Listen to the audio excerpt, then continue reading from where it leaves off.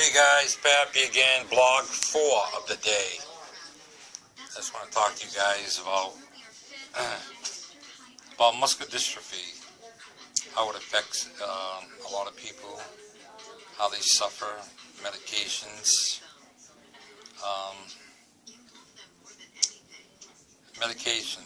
A lot of people who have muscular dystrophy, such as our family, myself, it's a form of, it's called CMT. Those are the 3 doctors that discovered this form. It affects the lower extremities, upper extremities, the breathing diaphragm, your mobility. Most people have the arch feet, the hammer toes. They in turn get a lot of calluses. The people that can walk, because you're walking on different, they do the toe tapping when they walk. If you were to close your eyes and you have the Charcot CMT, you would almost fall down with your balance. Your equilibrium's off. Medications, doctors usually prescribe a diazepam for the nerves. It does help a little bit. A gabapentin, they start off at various milligrams, 100 I think. I take 600 twice a day. Also take tramadol. I take 4 doses every 6 hours, 50 milligrams. Also, it affects your nerves. I mean, when you get nervous, it's all connected. I mean, you have your nerve endings, so it's all connected. You have most people have a neuropathy similar to diabetes. It's a neuropathy in your lower extremities. You could have in your hands. You build up an dystrophy. Your gait is bad. A lot of people have also when they have this disease, they might have a scoliosis. We had a few family members that had a scoliosis. We also had my father had a osteogenesis. That's a brittle bone disease, it's called. If you notice on Modern Family, Brick, I think his name is, he also has a osteogenesis. They never show him walking there, really, but you see him when he walks like a toe tapping, almost uncoordinated, drunk. Most people that have the Charcot-Marie too, they think when they're walking, they look like they're drunk. And believe me, they've got a lot of people get stopped by the cops. How much have you had to drink? And it's all because your balance is off. So, anyways, the young child that plays, well, actually, I think he's about 18. He still plays like a 12-year-old because he's so small. He has that osteogenesis, and I think he has Charcot-Marie tooth. They show him walking. I mean, his hands are all. He has a tremor in his hand, and his hands are very. It's pronounced in his hands. So, yeah, but the disease it's a slow progressive disease. It attacks. It can attack you at birth. I mean, you have the gene in you, but you can relatively be a normal child until you have the problems, until you have the weakness and stuff like that. Then it's and then they fit you. They fit usually when you have the lower extremity problems. They fit you with an AFO, a bilateral AFO. it does help your mobility. Um, Once your mobility is gone, then you can find either you're in a wheelchair, or you have some apparatus to get around in. Um, and if you are totally bedridden, you have I think they call it a holster, where they crank it up and they take it in and out of bed to bathe. I think it's a holster. My mother had it when she was in the end of her life. My sister never made it. She was in a wheelchair and she died in her sleep. Her heart just gave out from the they couldn't support her breathing.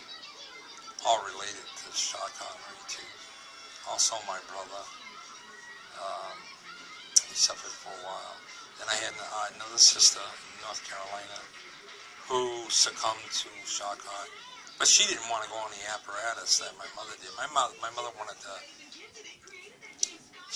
live to the final end, even though she suffered for 3 years with a G&J tube, and she had a trach, which she would aspirate on saliva, or they had a suction around. There's no way of living.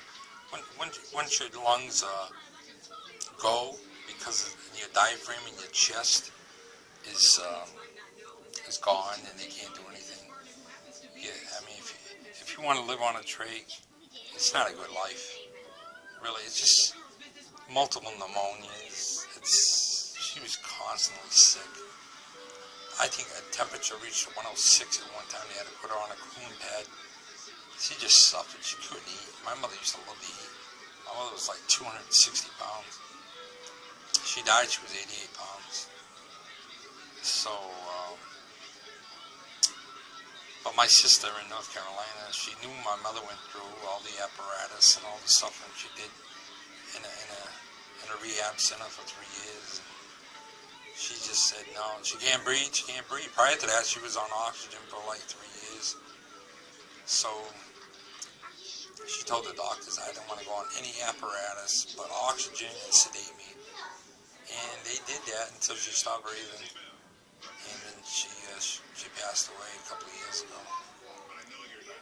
So that's 4 members of my family gone, immediate family. I've had numerous families, numerous cousins pass away, numerous aunts and uncles, all related, that had CMT. Originally, I told you guys my grandfather had it back in the 20s and 30s, and he used to fall a lot. They didn't classify Charcot-Marie tooth, I think, under the muscular dystrophy umbrella until, oh God, I want to say maybe 25 years ago. And on the Jerry Lewis telethon, he had a few patients that were on the telethon. They had because, but it's all related, but it's not as severe as somebody with the Duchenne's or somebody with the Becker's,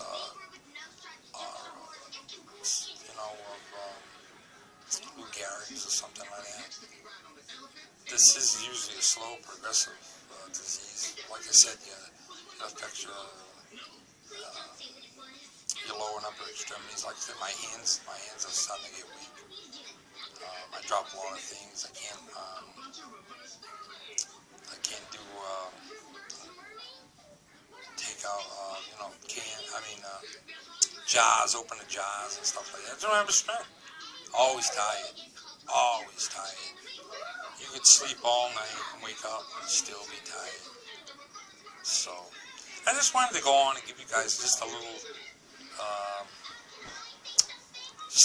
information about the Charcot-Marie tooth, how it affected my family, myself, and how it just trickles down from family member to family member. Like I said, they have no cure. They just have apparatus that you use to help you out in medications, and And a lot of food we eat is toxic to our nerves. So a lot of food, like alcohol, is out of the question. You will be in such severe pain if you drink alcohol because it's toxic to the nerve endings. Some foods are too, some gassy foods, some foods with a lot of acid in it. You have to stay away from that because it is toxic to the nerves. You know, you just don't feel right. Elevate your legs because there is a lot of swelling because there's the circulation.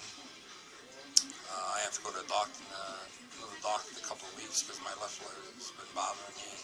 It swells up, my right one don't. I've had a CAT scan for a blood clot, I've had a CAT scan for this. I have a good pulse in it, but I had an injury about a year ago, and every so often it just swells right up, and it's like the hot dog toes, and the foot itself is just balloons right up. So you have to, I have to go to a vascular man, see what's up on that. I'm not a big doctor fan, but you gotta go, you know. I mean, either that, it's, I just want to, keep everything in check as long as I can, All right, guys, I just wanted to give you guys a brief talk about Charcot Marie tooth. Those are the 3 doctors that discovered it. Okay, Charcot, Marie, and Tooth. Pretty sure, I think Tooth was from England, and Charcot and Marie. Marie could have been from England too, or Charcot was from France. Those are the 3 doctors that discovered that form of muscular dystrophy. So, I hope you enjoyed my blog. Okay, it's just Real Talk with Pappy. Okay, leave a comment if you liked it. And subscribe, view, share, and if you know anybody, let them know so we can get subscribers. Okay, you have a wonderful Friday. I love you all. Bye.